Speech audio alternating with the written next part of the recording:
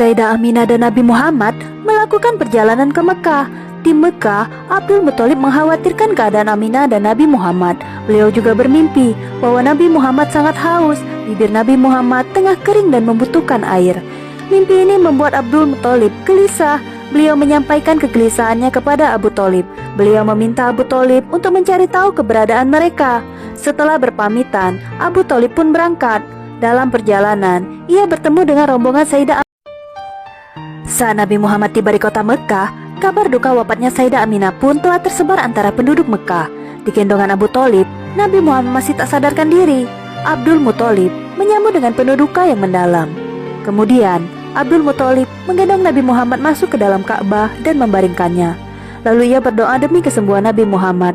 "Wahai Tuhanku, aku memohon kepadamu."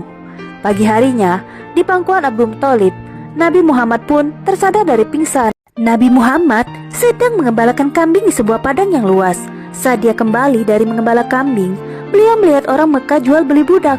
Budak-budak itu disiksa oleh mereka, lalu ditawarkan kepada orang yang ingin membelinya. Di antara para budak, Nabi Muhammad melihat ibu susunya Suhaibah yang merupakan budak Abu Lahab. Suami Suhaibah berlari ke pedagang budak dan memohon agar istrinya tidak dijualnya. Namun ia diusir dan ditendang. Ia mencoba menemui Abu Lahab dan meminta. Seorang pendeta Nasrani Buhairah melihat sekumpulan awan memasuki kota Syam.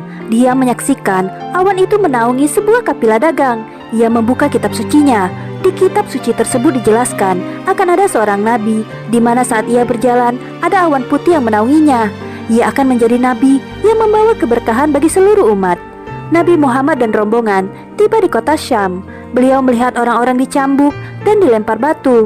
Nabi Muhammad berlari dan melindungi salah seorang dari mereka. Rombongan Abu Thalib dan Nabi Muhammad melanjutkan perjalanannya. Mereka tiba di sebuah perkampungan di pinggir laut.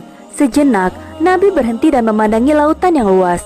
Abu Thalib dan Nabi Muhammad memandangi perkampungan itu sambil terus berjalan. Saat memasuki perkampungan itu, penduduk berlari dan bersembunyi. Penduduk kampung seolah takut dengan kedatangan rombongan Abu Thalib. Nabi Muhammad turun dari untahnya dan Abu Thalib pun memerintahkan rombongan untuk beristirahat.